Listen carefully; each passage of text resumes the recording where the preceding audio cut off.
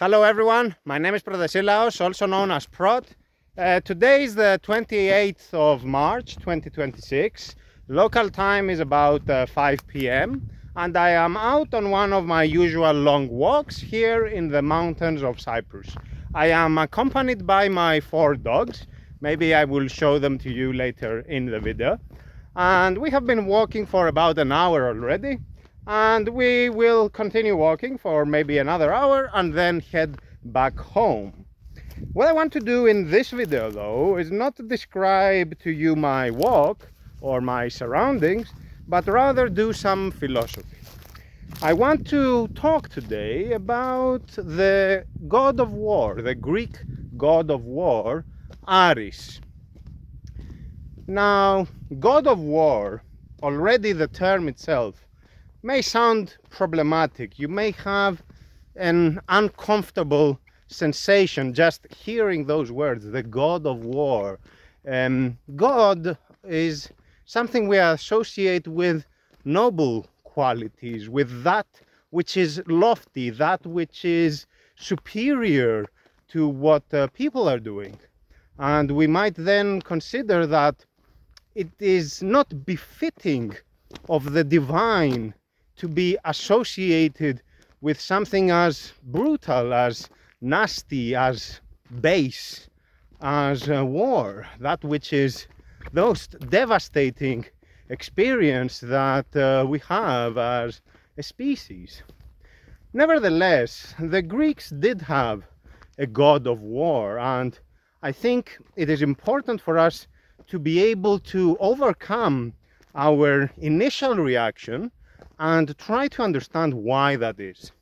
Why is it that the Greek imaginary saw God even in something as grotesque, as despicable as war?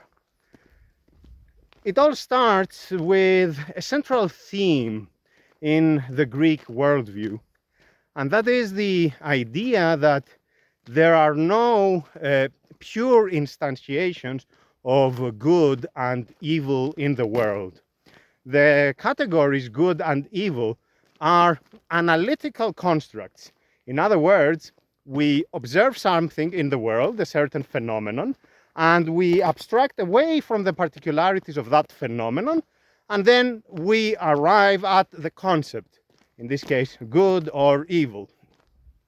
But what we experience in the world, that which is instantiated, that which exists in a certain case, in a certain state of affairs, is never purely good or purely evil. Rather, it is in a state of admixture. It is not pure in the sense that something analytical is pure, something that is stripped away from its particularities. To that end, there is an expression in Greek, which I will say now in Greek and then I will translate. Ουδέν κακόν αμυγές καλού, which literally means there is nothing bad which is not intermixed with some good. And a liberal translation of that would be, there is no such thing as pure evil in the world. And the opposite will have to be true as well. Meaning, ουδέν καλόν αμυγές κακού. There is no such thing as pure good in the world. Whatever we experience will always be some permutation between the extremes. It will always be some combination between good outcomes and bad outcomes. And of course, good and bad will be relative to something. For example, in the case of war, will be relative to how we experience war. But it will not be objectively good or bad without some inertial frame of reference, without being relative to something. This is the idea. Consider now how this notion of no pure good and no pure evil applies to everyday affairs. You can think about something that is benign to you. For example, water. Water is the source of life on this planet. Everything we do requires water. We need to drink water to survive, and we know how important water is for life. If you drink too much water, you can actually kill yourself from poisoning, because it will deplete you of all the vital minerals your body needs to survive. If you drink too little water, you will again die because you are not hydrated properly, and of course that will lead to all sorts of knock-on effects, and your body will start malfunctioning. So there is, in other words, a certain midpoint, or if you want, the road of moderation between the extremes of too much water or too little water, where now water is actually benign. So it is not water in itself that is good, it's the degree that makes it good. And if the degree is either too much or too little, then that same thing, the same water we are talking about, is no longer good for us. It's now detrimental to our health. It is no longer benign to it. Based on this, we can think of everything we have in the world. There is no experience that we have which is good or beneficial to us, no matter the degree. The degree always matters. The degree will determine the outcomes, and it will condition how we experience what is happening, and whether that ultimately is to our betterment or to our demise. This is important because it gives us a more somber view of war, where we don't glorify war. We don't say, oh God, war is like the best thing ever. No, we don't say that, but we also don't demonize war as that which is purely, necessarily, and always evil and wrong. We understand that this is a phenomenon that occurs in the world. And so when we say the god of war, what we are effectively doing is we are using art, we are using a representation that is anthropomorphic. So the god of war looks like a man, like a human being.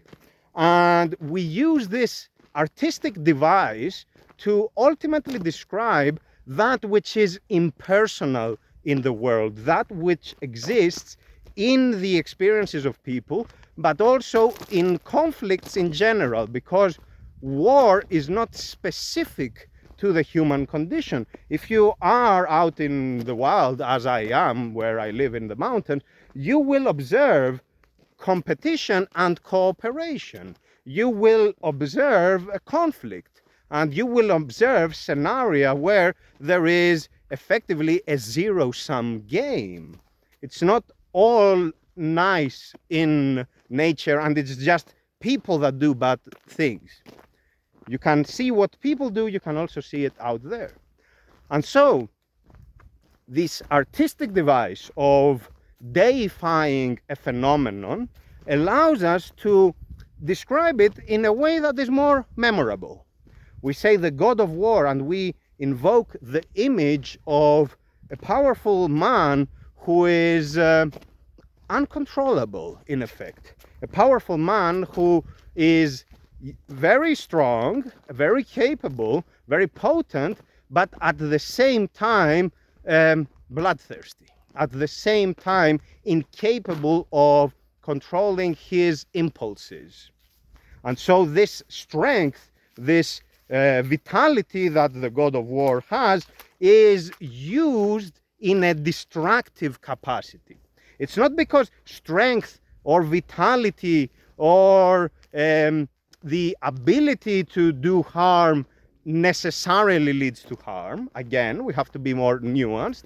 It's that in the disposition of this character, we have that expression. We have that way of being, the way of being destructive, the way of being bloodthirsty, the way of undoing a certain state of affairs.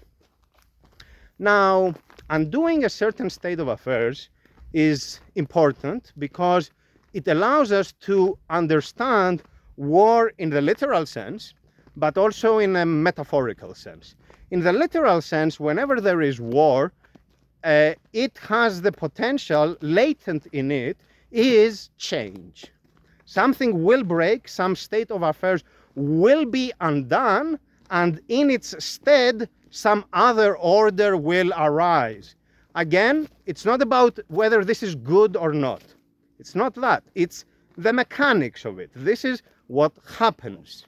Whether it is good or not, who benefits and who suffers, that is a different discussion. We have to look into the details. But the fact of the matter is that something will break and something will come in its place.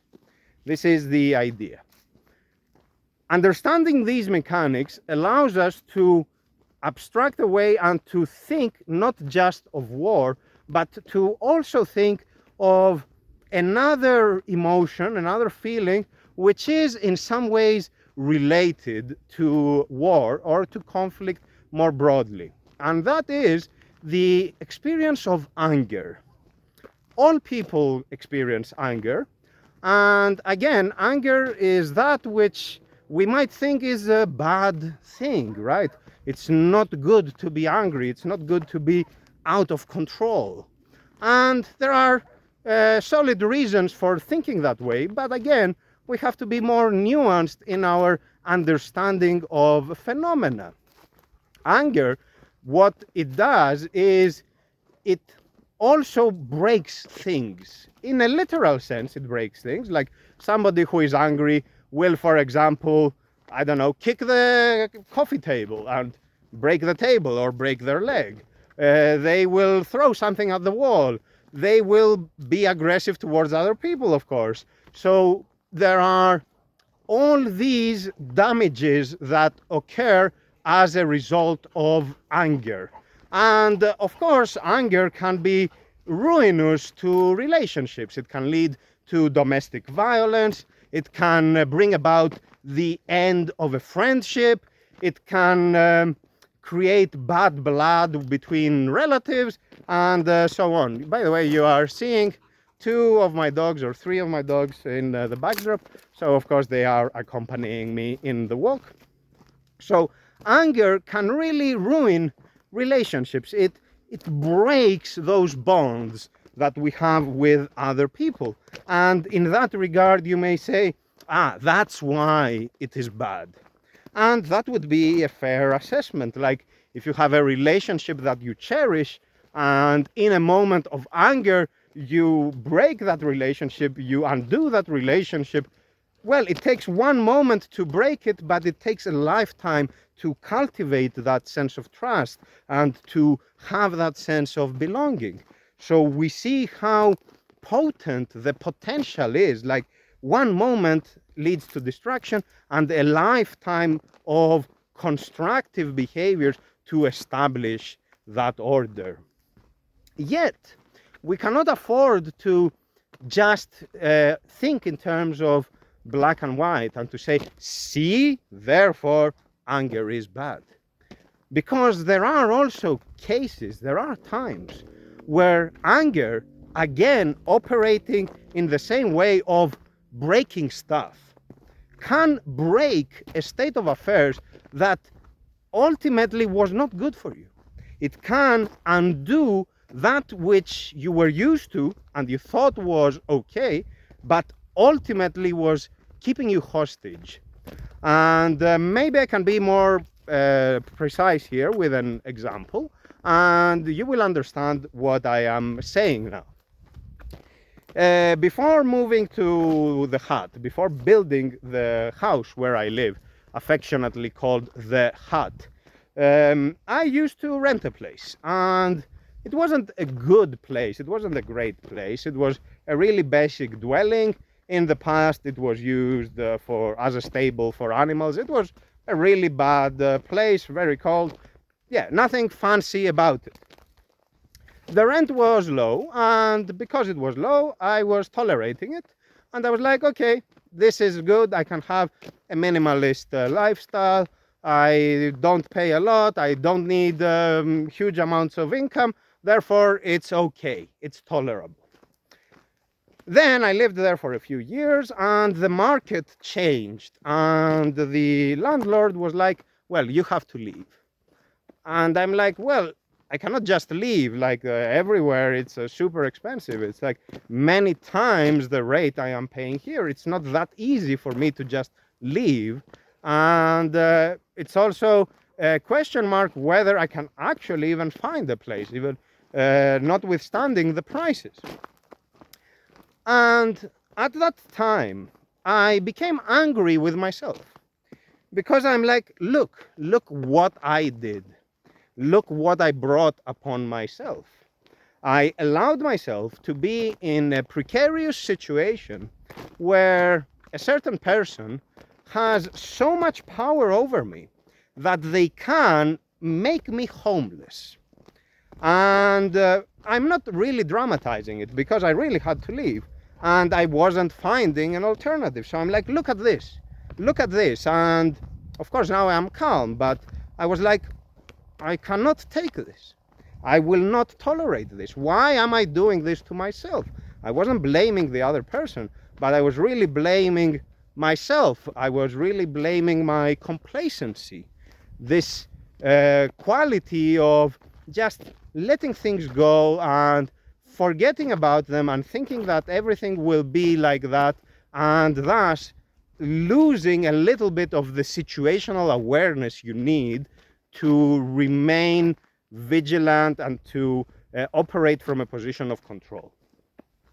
So that anger broke the stasis I was in, effectively.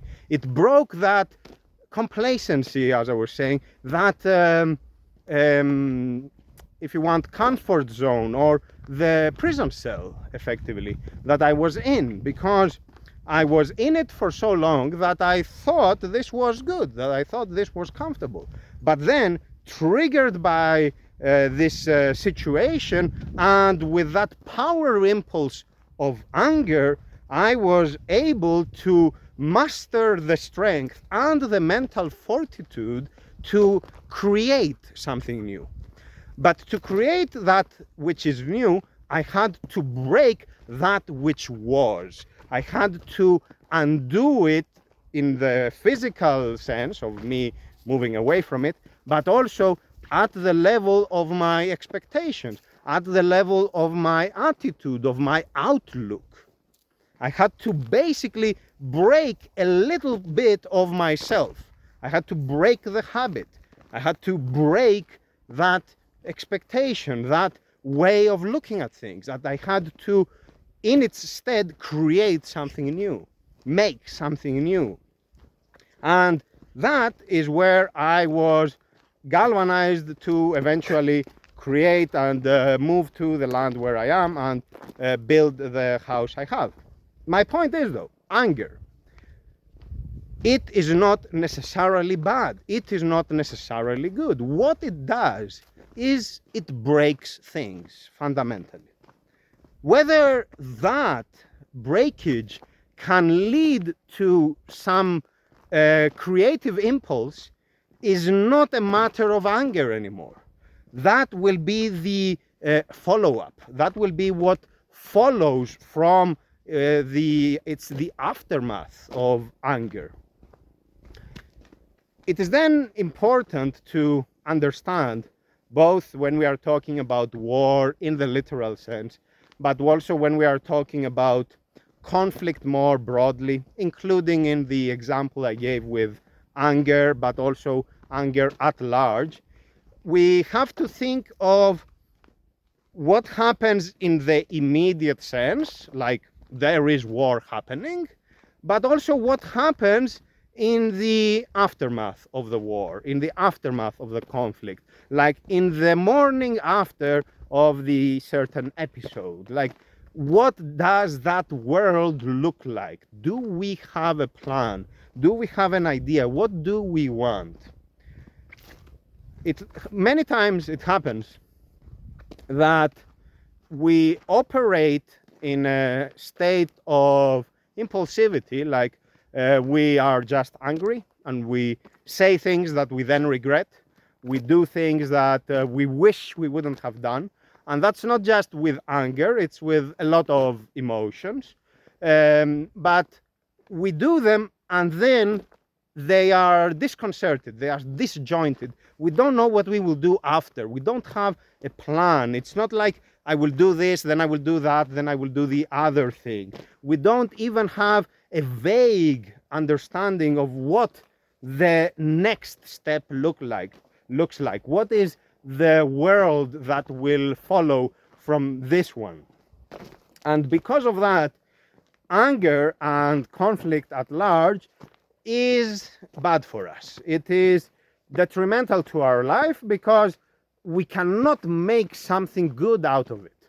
We cannot create a better outcome. Like from the ashes, nothing good will arise. It will be more ash and more arid land. It won't be something that can blossom and something that can actually give us a better experience. It is then why we have to also think in terms of the multifacetedness of the human experience. And what I mean by that is the fact that we are not one-sided. We are not just beings that have anger as an emotion or that have just emotion. We have emotions, we have reasonableness, we have all the tendencies of the body, we have needs, like we need to eat, we need to sleep, all those things. And what that means in practice is that we cannot afford to be judgmental about phenomena, and we cannot afford to be picking and choosing. Like, you know what, stylistically I don't like conflict, therefore I will say that conflict is always in every situation bad, and therefore I will avoid conflict at all costs. Because doing that makes us less multifaceted. It makes us so that we are inflexible and we try to make the world in our image, when in reality the world will not conform to our volition. The world has in it all the facets, and it will not just conspire in our favor. It won't be like, oh, Prot doesn't like conflict, therefore we will eliminate conflict from his life. That does not happen. Not for me, not for you, not for anybody ever. In our life, we always have to deal with contrasting experiences, and we always have to deal with the difficult problems which exist intermediately between the extremes. Like, we are not choosing, whenever we are making a choice in life, we are not choosing between good and evil or black and white. What we are choosing between is relative good and relative evil in a specific situation, the extent of which we don't control fully, and the choices we make are not entirely of our own design. Like, the world happens and we operate in that world, and what we are dealing with are imperfect conditions, and we cannot just say, you know what, I withdraw, I don't like these options that I have, I withdraw and I will find my ideal options in a theoretical world. This cannot happen. You cannot withdraw. There is no way out. All you have to do is pick between imperfect options, imperfect compromises. And for that reason, it is important to think of this phenomenon as a God, exactly because it is superior to our capacities. It is that which is above our will, it is above our designs, it is above our doings. It is that which will not conform to our wants. And that is what makes it God. Again, I am not saying now that this is a religious view of God. I'm not saying, therefore, let's worship Ares or the Olympic gods or any of that. I am not interested in making you believe in Ares as that specific artistic representation, as that conception of the Greek imaginary. I am not interested in that, because your belief in that is not required. It is not relevant. What is relevant is to recognize what is happening around us, what is happening in the world, and to move from an attitude of arguing stylistic outcomes of this I like, this I don't like, to an attitude of accepting how the world is and trying to work with that which is, not juxtaposing it to some ideal situation, an ideal situation which is untenable, unrealizable, inapplicable, an ideal situation which is just a fantasy land, and say, you know what, I will live in the fantasy land. You cannot. You cannot. And it helps then to effectively submit to the authority of that which is superior to you, which we here call God. Submit to the authority of that which is out there and which is immutable. It won't change because you ask it to change. It won't go away because you want it to go away. It won't leave you alone. It will be there and you will have to deal with it. And that is what really matters. In conclusion, folks, Ares, the god of war, is not glorified in the Greek tradition because the Greeks do not see war as a good thing, as a great thing. But they understand that sometimes you have no alternative. Like if you have, let's say, your peaceful community, let's say we are a bunch of hippies and we live in the mountains of Cyprus and we have a very good life here and we cultivate tomatoes and we, I don't know, make wine or whatever, and we have a wonderful, peaceful life over here, okay? Now, what do we do if some thug, some gang shows up and they are like, you know what, guys, we will just take your produce. And then we are like, okay, why would you take it from us? We are such good people. Well, but you are a bunch of weaklings. We will just take it because we have guns. What are you going to do? Right? So what do we as hippies do in that situation? Do we just write an angry worded letter and we say, you know what, it's terrible that you are acting like that, you are very bad people, and we don't accept that? What does that mean? That does nothing. The fact of the matter is that somebody used force to impose on you a state of affairs and you had no power to respond. And so what do? Do you a priori forgo that option to defend yourself? Do you say that no matter what, I will not allow myself to engage in conflict?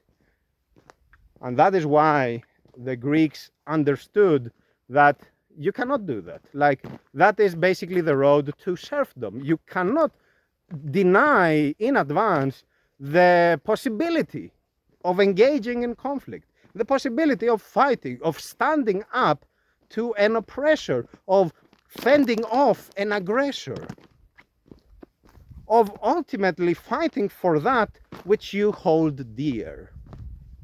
And even when you do that, even when you fight for a noble cause, it will still not be pretty. It will still be ugly. You will still be fighting people. You will still be doing harm. You may be killing people. You may be doing things that are really ugly, things that will scar your soul, deeds that will haunt you for the rest of your life. But you don't really have that much of an option.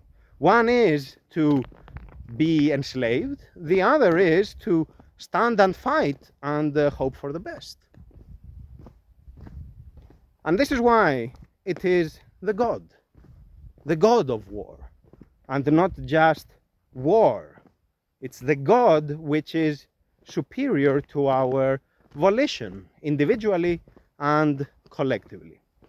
And what we want to understand, what is the lesson that we learn from the Greek tradition, is that we want to always have a nuanced, a rounded view of the world, where we don't simply dismiss what we don't like and keep what we like, but we try to see what is the potential in that which we don't like, what is the potential of it to engender a state of affairs that we could eventually like.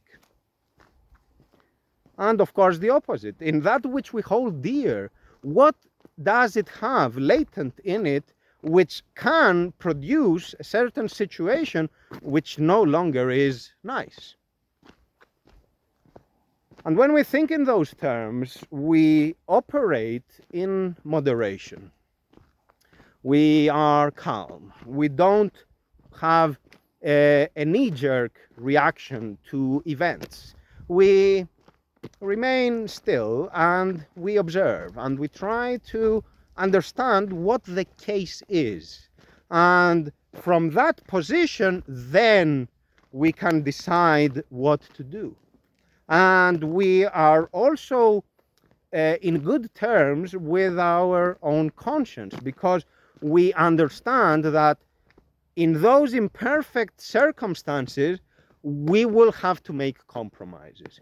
And we won't hold ourselves guilty for the fact that the circumstances are not perfect. The options are not optimal. And by not taking that blame entirely on our shoulders, we will not be committing a certain injustice, which is to attribute to ourselves that which is beyond ourselves. That is the idea, folks. The God of war, the Greeks, and their notion of there being no such thing as pure analytical construct in the world, that all that is in a state of admixture. In this example, it was with the magnitudes of good and evil, but the same can be said for practically everything. And so we have to be able to observe the world, understand the world, and try to make sense of it, not to judge it, describe it, and then adapt accordingly. That's all for today, folks. Thank you very much for your attention. Take care, and goodbye for now. Bye-bye.